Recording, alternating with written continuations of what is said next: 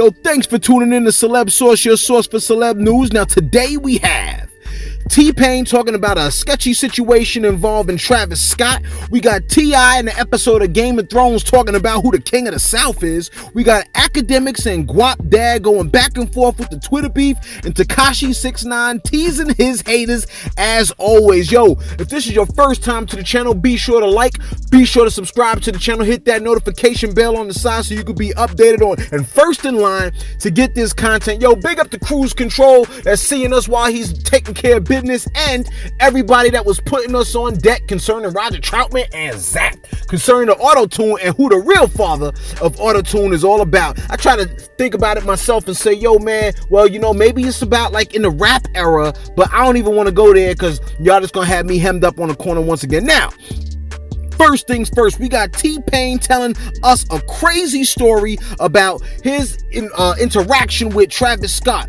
when he said, quote, Travis and his homeboys were in the studio and they were like, yo, these speakers ain't loud enough. I was like, no problem, watch this. Now, T-Pain at that point said, yo, Travis said the speakers ain't loud enough. Bring more speakers, bring more speakers. Now, Travis just kept showing me stuff and showing me stuff. And I was like, yo, you know what? This is motivating me. I'm gonna try to make something, yo. And so I started going on and on about how I do production. The whole time I'm looking at my computer. I turned around, everybody in the room was effing asleep. Knocked the F out. Close quote. Which makes me think, yo, what were these brothers doing to make the whole crew knocked out? I guess the bigger question is, how boring is T-Pain? Now, T-Pain continues on and says, yo, Travis is also somehow asleep standing up. Don't know how, can't effing tell you, don't know what the F happened, bro. I was only talking for like 3 or 4 minutes. Now, one thing I know is for certain.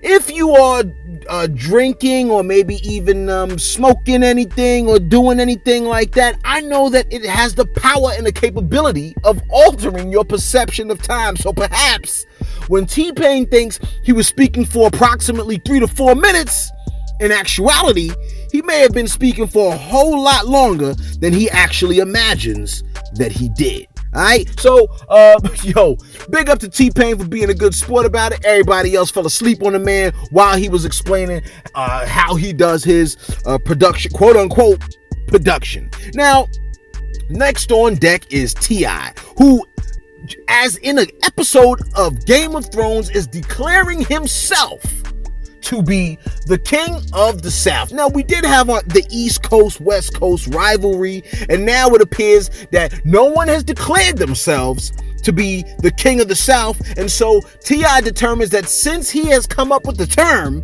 he therefore can be the king of the South, when T.I. stated the following. He says, quote, because I said so, and ain't nobody disputed it successfully.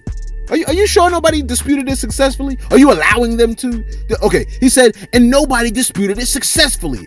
I defended my title time and time again against whoever. First of all, the term King of the South never existed before Tip said it. If everybody before me felt that they were the King of the South, they would have said it. And if anyone after me wanted the title of King of the South, they would have come and took it, out-rapped me, kicked my behind, or just showed me that I ain't dope. That's all you got to do. What makes you the king of the South? Because I said so. And ain't nobody motherfucking disputed it successfully. I defended my title time and time again against whoever. First of all, when I said the term king of the South never existed before Tip said it. If everybody before me felt they were the king of the South, they would have said it. And if anybody after me wanted the title of king of the South, they came and took it. It's simple. Out-rap me, kick my ass, or goddamn just show me that I ain't dope. That's all you got to do. Yeah, they can't do and that. You can't. They can't and do you that. Can't none of them do that, man. I can't do that, but I was shit in high school, middle school, elementary school, bro. I've been doing, man. I've been me, bro. Before I was T.I. Now, in my opinion, close quote, in my opinion, I'm saying in my head, right?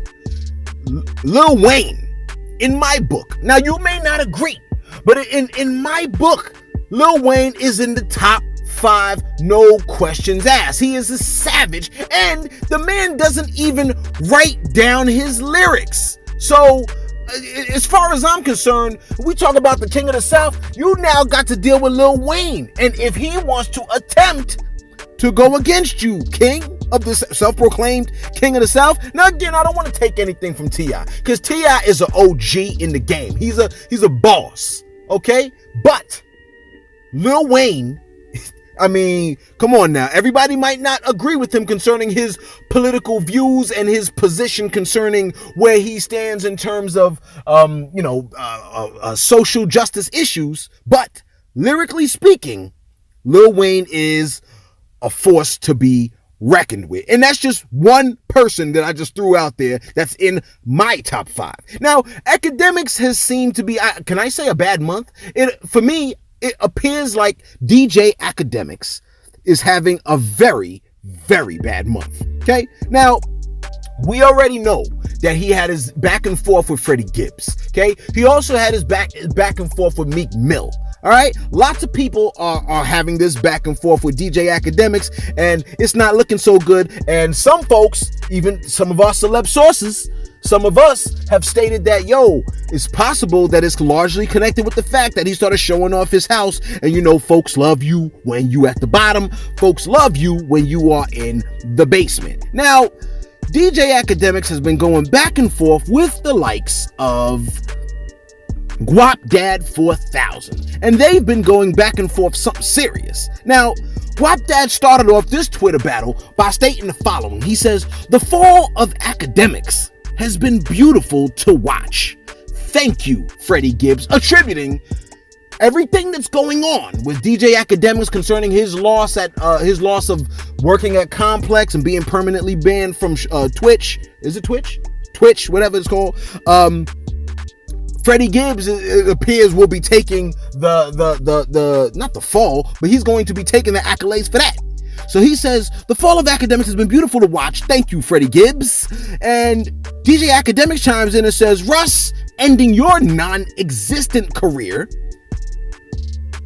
was the most beautiful thing for me to watch. I streamed more than you with a parody rap career than you did with your full-time gig last year." Okay, not a good look. He's coming for Guapdad, something kind of serious at this point. Then DJ Akademiks posted the question, a rhetorical question, "Want me to post the stats?" Which is promptly followed by some stats, and the stats don't look so good. He says, "Yo, Guapdad, remember this was your 2019 compared to mine musically. Never mention me again, ninja. Russ ended you." Okay?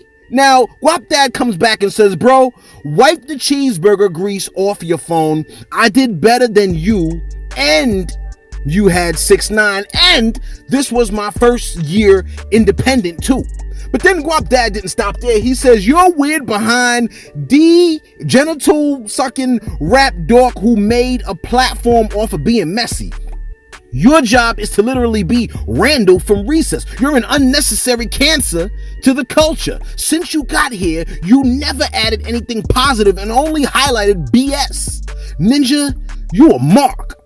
And then Russ didn't stop there. He came back and said, Guapdad didn't stop there. He came back and said, "Russ stupid behind jumped me the day my album dropped. My streams did millions. Also, since Russ jumped, I went gold, platinum, to wrote the theme of Sonic Grammy nominated, to bed with females you pay to get down with. You didn't do any of this, but you got that song with 6ix9ine, huh? With the drunken face." And then Guapdad came back again and said, "Bruh, the only thing I'm signed to is the back of my credit card." Now, at this point, I'm beginning to think maybe Guap might have been a little bit hurt with what DJ Akademiks. Okay, "The only thing I'm signed to is the back of my credit card. I distribute through 88, which is Warner's distribution company. I own my ish. You would know if you actually knew about music. Instead, you're actually the dumbest ninja with thumbs." This is in response to what DJ Akademiks said when he essentially told him that he was not independent, right? And you signed with Warner. That's one of the top 3 labels. That independent lie works for fans. You have major labels and agencies sending me inquiries on your behalf. Okay, now Guapdad respond, and then DJ Akademiks says, see, this is why you're late. You actually think Scorpion is for Drake. I've been using that since 2016 for my audience. Secondly, how corny do you sound speaking for another man? You want me to beef with you over Drake lights? Go to sleep, Guapdad. I know you're hurt over Russ ending you and me exposing you. All right? Now, Guapdad ends it off by saying, brother or ninja, you make your living talking about other men. I call you gay, but you can't dress and you're out of shape and unemployed. You're a waste of skin and organs. You should off yourself so the universe can try again. Also, he says, F your stats. Post your report card. Brother, I bet you never passed PE. You was the fat kid. Now, why you going for the man's weight? I mean, you're going for his body shape now? All right, whatever. That, you was the big kid. You was the big class clown, the fat class clown that didn't bring his gym shorts on purpose and made fun of the other kids while you tried to sit with the kids who finished first, and now you still do that, but with rap. Now DJ Akademiks comes back and says, yo, I graduated with a bachelor's of science degree in biomathematics from Rutgers University. You're a loser. The whole thing got messy, to say the least. I'm reading it all to you now because you might be minding your business. You don't got time to be sitting around reading the back and forth between the two. The whole thing was messy. All right. Now, hopefully, DJ Akademiks can find himself out of all of this mess with all of these artists and everything else. And at this point, it's looking like the only way that he could find himself out is for him to gracefully bow out of the game that he's currently in.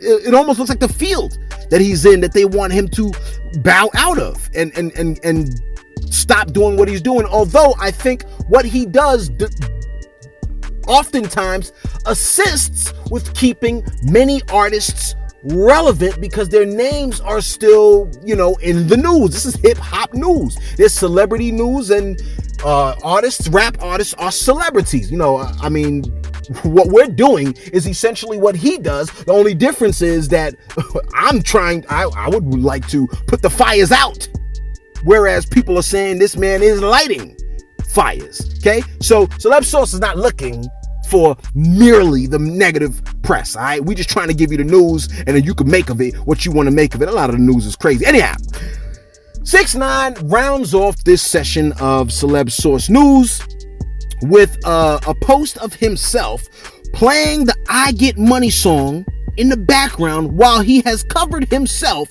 with $100 bills, acting like he's so tired of making all of this money while pouring coke on his platinum records and all this other stuff, with the quote that says, y'all be like free the real and keep the fake. Well, God has answered y'all prayers, he wrote on Instagram. Really? Now, just for the sake of context, to let you know what's going on with 6ix9ine, because I know you was dying to know. 6ix9ine is coming off of house arrest at the end of July 31st. A lot of people are concerned about him. His lawyer is basically saying, well, this might be good because the biggest perk is his house arrest is ending and he'll be able to work on making a lot more music related things and keep those things in the news outside of all the other foolishness that he's been getting involved with. However, we don't know. We just hope that the man is safe. Yo, everybody out there, if you see the man in the streets, remember, please remember, this is entertainment, man. All right, this is entertainment. You don't have to start loading the clip in the whole 9. This is entertainment. Okay, you don't got to take it there because it ain't really worth it. All right, yo, thanks for tuning in to Celeb Source. Be sure to like, be sure to subscribe. Yo, hit us in the comments below. Yo, what do you think? Is T.I. truly the king of the South? If you believe he is, you got to back his claim up. I don't want to hear T.I. have to back himself up. If you think he's the king of the South, you would have to present your reasons as to why. At least give me 1 or 2 reasons, man. Let's keep it simple, okay? You don't gotta put a book down there. And if you think T.I. is not the king of the South, please let us know who you think the king of the South is, with at least a sentence or 2 as to why that person is the king of the South. In the meantime, once again, be sure to like, be sure to subscribe. Make sure you join us on Instagram, all right? We'll see you on the flip side. Peace.